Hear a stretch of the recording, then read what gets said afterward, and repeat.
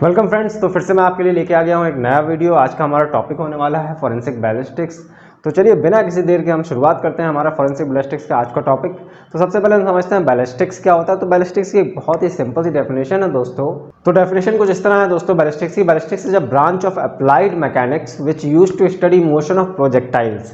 तो आप समझ सकते हैं किसी भी तरह के प्रोजेक्टाइल के मोशन को जब हम स्टडी करने के लिए यूज़ करेंगे, फॉर एग्जांपल एक टारगेट और कोई भी प्रोजेक्टाइल अगर आप पत्थर भी फेंक रहे हैं तो एक तरह से वो प्रोजेक्टाइल है या कोई एरो जा रहा है तो एक प्रोजेक्टाइल मोशन है, तो जब हम उसको स्टडी करेंगे तो बैलिस्टिक्स में आ जाएंगे।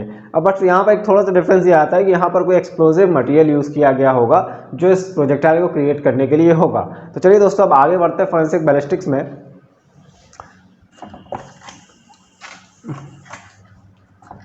तो जो फॉरेंसिक बैलिस्टिक्स टर्म है दोस्तों, वो टर्म जो कि दिया है वो दिया था सर कैल्विन गोडार्ड ने, जो कि कर्नल थे, और उन्होंने फॉरेंसिक ब्रांच को एक तरीके से बोल सकते हैं इंट्रोड्यूस किया और उसको लेकर आया हमारे स्टडी के लिए। तो मेन इनका जो पर्पस था वो डील्स था शूटिंग इंसिडेंट को स्टडी करने के लिए, जो भी फायरिंग इंसिडेंट होते थे फायर आर्म से उसको स्टडी करने के लिए था, और वही आज भी यूज़ हो रहा है। उसी में मैक्सिमम बैलिस्टिक्स का यूज़ फायर आर्म्स या फिर आईईडी यानी एक्सप्लोसिव डिवाइस के स्टडी के लिए यूज़ करते हैं। तो दोस्तों बैलिस्टिक्स को 3 पार्ट में डिवाइड किया गया है, जिसको हम लोग कुछ ऐसे समझते हैं। इंटरनल बैलिस्टिक्स, देन सेकंड है external ballistics, and then third है दोस्तों टर्मिनल बैलिस्टिक्स। तो इंटरनल, एक्सटर्नल और टर्मिनल 3 बैलिस्टिक्स को 3 पार्ट में डिवाइड किया गया। चलिए एक एक करके तीनों को हम समझते हैं क्या होते हैं ये। तो दोस्तों सबसे पहले समझते हैं हम इंटरनल बैलिस्टिक। तो पहले मैं एक फायर आर्म बनाने की कोशिश करता हूँ।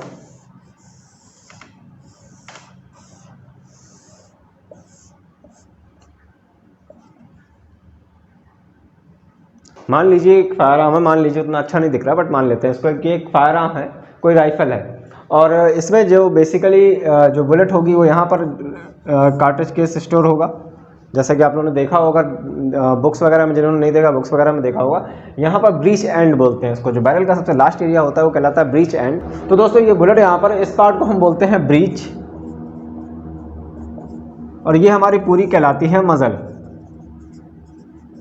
ठीक है, ये है हमारा आपका मजल एंड, एक तरीके से आप बोल दीजिए इसको। यहाँ से बुलेट बाहर आएगी, तो जब ट्रिगर पुल होता है और ये स्ट्राइकर पिन इस पर स्ट्राइक करती है परक्यूशन कैप पर, और बुलेट जब फायर होती है तो इसके अंदर का जो भी मैकेनिज्म होगा इस जगह से और बुलेट के बाहर आने तक, इस पूरे मैकेनिज्म को हम बोलेंगे इंटरनल बैलिस्टिक्स। दोस्तों हम इसको और भी आगे डीपली पढ़ेंगे जाके बुलेट्स वगैरह के बारे में, क्योंकि ये टॉपिक बहुत लंबा है बैलिस्टिक्स, तो हम इसको पार्ट्स में स्टडी करेंगे। तो आज फर्स्ट पार्ट का अब हम लोग स्टडी कर रहे हैं, तो फर्स्ट पार्ट में हम पहले बैलिस्टिक्स का इंट्रोडक्शन समझ लेते हैं। तो दोस्तों अब ये हो गया आपका इंटरनल बैलिस्टिक्स, यानी कि बुलेट के ब्रीच पार्ट से बुलेट के बैरल के बाहर आने तक का जो भी मैकेनिज्म होगा वो पूरा कहलाएगा आपका इंटरनल बैलिस्टिक्स। मेरे ख्याल से आपको ये समझ में आ गया होगा। अब इसके आगे बढ़ते हैं हम लोग एक्सटर्नल बैलिस्टिक्स पर। अब ये हमारी गन थी, अब गन से बुलेट तो बाहर आ गई, ये बुलेट है, और बुलेट किसी टारगेट पे हिट करेगी, ये टारगेट है। तो बुलेट के बैरल से बाहर आने से और टारगेट को हिट करने तक के जो बीच का जो मैकेनिज्म होगा वो आपका कहलाएगा एक्सटर्नल बैलिस्टिक्स। आप किसको ऐसे बुलेट जो है बैरल से जस्ट निकली और टारगेट पर हिट नहीं किया, उसने टारगेट पर हिट करने वाली है, तो जो बीच में जो डिस्टेंस ट्रेवल की उसने बुलेट ने, वो पूरा आपका आ जाएगा एक्सटर्नल बैलिस्टिक्स में। तो दोस्तों अब बारी आती है टर्मिनल बैलिस्टिक्स की, जो लास्ट पार्ट है। तो एक्सटर्नल भी आपको समझ में आ गया, अब बारी आती है टर्मिनल बैलिस्टिक्स की। तो टर्मिनल बैलिस्टिक्स दोस्तों क्या होता है? टर्मिनल बैलिस्टिक्स को समझते हैं हम लोग कि टर्मिनल बैलिस्टिक्स होता क्या है। तो ये हमारा टारगेट था, तो जब बुलेट ने टारगेट को हिट कर दिया उसके बाद की जो स्टडी कहलाएगी दोस्तों वो कहलाएगी हमारी टर्मिनल बैलिस्टिक्स। जो टारगेट था हमारा, जैसे ही बुलेट को उसने हिट कर दिया उसके बाद की जो भी स्टडी कहलाएगी वो कहलाएगी हमारी टर्मिनल बैलिस्टिक्स। तो आपको इंटरनल, एक्सटर्नल और टर्मिनल बैलिस्टिक्स तीनों अच्छे से समझ में आ गए होंगे। ठीक है दोस्तों, तो अब एक बार थोड़ा सा और डिस्कस करते हैं इसमें आगे बढ़ के। अब आगे बात करते हैं फायर आर्म्स की।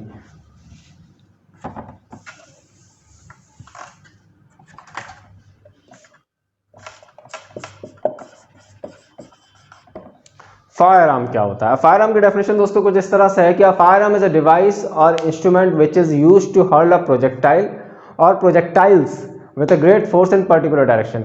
कोई भी ऐसा डिवाइस, वो कुछ भी हो सकता है, जो किसी भी चीज़ को किसी भी प्रोजेक्टाइल या बहुत सारे प्रोजेक्टाइल को एक पर्टिकुलर डायरेक्शन में बहुत ज़्यादा फोर्स के साथ फेंके, वो हमारा कहलाएगा आपका फायर आर्म। वो छोटी सी जिसे इम्प्रोवाइज फायर आर्म बोलते हैं, किसी पाइप वगैरह से ही बन सकता है, या फिर एक प्रॉपर फायर आर्म हो सकता है, इससे गन हो सकती है, मशीन गन, हैंड गन, या कोई दूसरी गन हो सकती है। मतलब कोई भी ऐसा डिवाइस जो किसी प्रोजेक्टाइल को किसी एक पर्टिकुलर डायरेक्शन में काफ़ी स्पीड से थ्रो करे, उसे हम बोलेंगे फायर आर्म।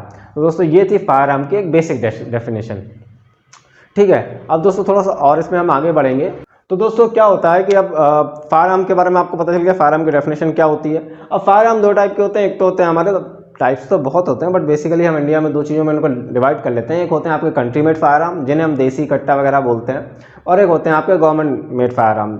इंडिया में जो भी फायर आर्म्स बनते हैं, मैन्युफैक्चर होते हैं, वो सारी अथॉरिटी गवर्नमेंट के अंडर है। कोई भी प्राइवेट कंपनी ऐसी नहीं है जो फायर आर्म को बनाती हो। यूजुअली इंडिया में जो भी फायर आर्म्स बनते हैं, यूजुअली क्या हमेशा ही सारे उनको बनाती है ऑर्डिनेंस फैक्ट्री, OF लिखते हैं। अब वो किस कहीं की भी हो सकती है, कहीं OFC यानी ordnance factory Kanpur, ordnance factory Jabalpur, ordnance factory Katni. तो अलग अलग टाइप की फायर आर्म्स होती हैं, उनमें फैक्ट्रीज भी अलग अलग टाइप की होती है। फॉर एग्जांपल एक स्मॉल आर्म्स के लिए अलग होगी, हैवी आर्म्स के लिए अलग होगी, एक पैराशूट और बैग्स और दूसरे जो एसेसरीज है उनके लिए अलग होगी।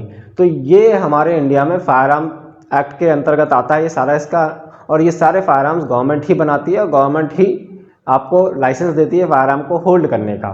दोस्तों फायर आर्म बनते हैं तो अब सबसे बेसिक बात है कि आप कौन सा फायर आर्म ले सकते हैं। तो फायर आर्म्स के बारे में ऐसे समझिए कि फायर आर्म जो भी होते हैं, कुछ जो नॉर्मल पब्लिक है, लेमेंस हैं, उनको फायर आर्म सबसे पहले तो लेना किसको चाहिए या कौन ले सकता है, इस बात को आप समझ लीजिए, क्लियर कर लीजिए।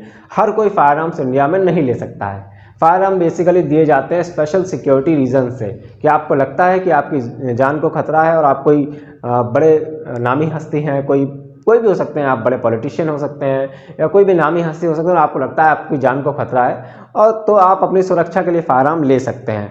ठीक है, दूसरा क्योंकि देखिए हमारे यहाँ सिस्टम में सुरक्षा के लिए पुलिस को पहले ही दिया गया है। ठीक है, अब वो दूसरा एस्पेक्ट है कि कहाँ पर किसी की रक्षा हो पाती है, किसी की नहीं हो पाती, सिचुएशंस वो अलग है, लेकिन बेसिकली पुलिस को रखा गया है। तो सरकार का ये कहना है कि हर किसी को फायर आर्म रखने की आवश्यकता नहीं है, क्योंकि फायर आर्म रखने के साथ साथ जैसा कि आप लोगों ने सुना भी होगा और स्पाइडरमैन मूवी में कहा नहीं गया है कि with a great power comes great responsibility.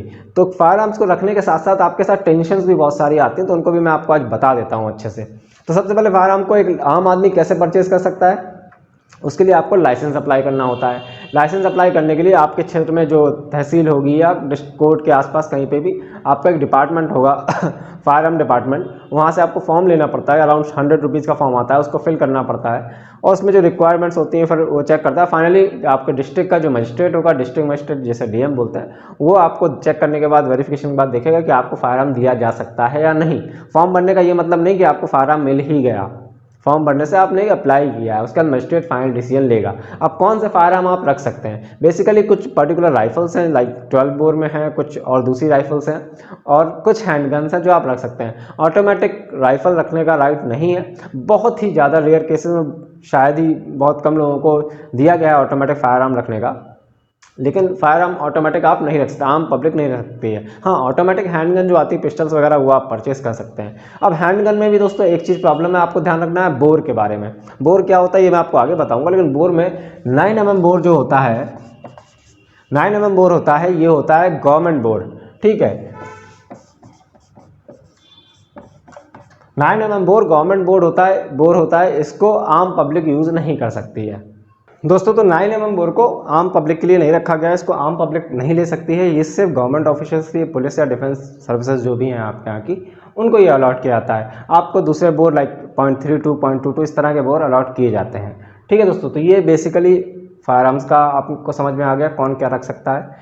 Ordnance factory में बनती हैं, कुछ कोलकाता में है, कानपुर में है ऑर्डिनेंस फैक्ट्री, जबलपुर में है, कटनी में है, अलग अलग जगह अलग अलग ऑर्डिनेंस फैक्ट्री, कहीं स्मॉल आर्म्स हैवी आर्म्स एक साथ है, कहीं अलग अलग बनी हुई हैं। तो यहीं से सर्टिफाई होकर आपको एक फायर आर्म मिलता है। फिर आपके आता है कंट्री मेड फायर आर्म, देसी कट्टा, तो वो आपके बेसिकली आसपास अवेलेबल मटेरियल से जो पाइप वगैरह होती हैं उनसे बना दिया जाता है। उनको रखना टोटली इलीगल है, किसी भी तरह से फायर आर्म को बिना लाइसेंस के होल्ड करना, रखना इलीगल है। किसी और का फायर आर्म लाइक आपके फादर का है या आपके फैमिली में किसी का, और आप इसको अगर होल्ड कर रहे हैं तो वो भी इलीगल ही है।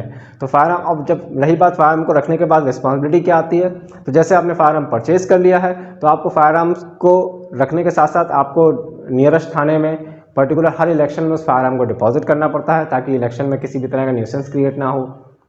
ये गाइडलाइन है, आपको पुलिस इन्फॉर्म करती रहेगी। उसके बाद आपको गोलियों का हिसाब देना पड़ता है कि आपने कितनी इशू करवाई और कितनी रिटर्न कर रहे हैं, उनके कार्ट्रिज केसेस खाली वापस करने होते हैं। और फायर आर्म चोरी होना एक अपने आप में बहुत बड़ी प्रॉब्लम है। लोग गलत काम करने के लिए फायर आर्म चुरा लेते हैं, उनमें नंबर टेम्परिंग करके सेल भी कर देते हैं। फायर आर्म का जो नंबर होता है, जो आपका जो फायर आर्म का नंबर होता है उसको आपके लाइसेंस में मेंशन किया जाता है, वही फायर आर्म आप उसको होल्ड कर सकते हैं। अब फायर आर्म में दोस्तों एक चीज़ और होती है, फायर आर्म अलॉट होता है स्टेट वाइज। लाइक मैं यूपी से बिलोंग करता हूँ, तो किसी फायर आर्म लाइसेंस में अगर बात की जाए कि किसी भी लाइसेंस में एक यूपी के लिए अलॉट किया गया, या तो यूपी एंड एमपी के लिए अलॉट किया जाएगा, यूपी एमपी राजस्थान के लिए अलॉट किया जाएगा, या फिर ऑल इंडिया अलॉट किया जाएगा। तो ऐसा नहीं कि आपने फायर आर्म बनवा लिया, लाइसेंस बनवा लिया तो आप उसको पूरे इंडिया में लेके या इंडिया के बाहर कहीं भी जा सकते हैं, ऐसा बिल्कुल भी नहीं है।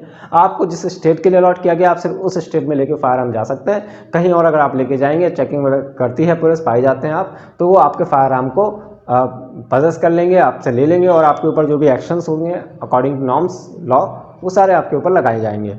दोस्तों ये भी गाइडलाइन होती है। तो ये इस तरह की टेंशन्स भी होती है फायर आर्म के साथ। और ऑब्वियस सी बात है, फायर आर्म आप आत्मरक्षा में लेते हैं, तो ऐसा नहीं कि आप लाइसेंस फायर आर्म से किसी के ऊपर ही फायर कर दें, वो भी आपको प्रूव करना होगा कि आपने डिफेंस से फायर किया। तो उसके भी कुछ गाइड्स हैं आपको। उसके बाद आप फायर आर्म लेने से पहले आपको लाइसेंस लेना होता है। लेने से पहले आपको एक तरह से फायर आर्म को होल्ड करने के लिए आपको एग्ज़ाम देना होता है। जैसे ड्राइविंग लाइसेंस में ड्राइविंग करके दिखानी होती है, वैसे ही आपको शूटिंग रेंज में जाके, या जो फायर आर्म जिससे परचेज कर रहे हैं वो आपको शूटिंग एरिया प्रोवाइड करेगा, वहाँ पर आपको चला के और फायर आर्म को लोड करके, होल्ड करके, सब कुछ अच्छे से संभालना, अनलॉक करना, ये सब आपको बताना पड़ेगा कि आपने सीख लिया। उसके बाद ही आपको फायर आर्म दिया जाता है।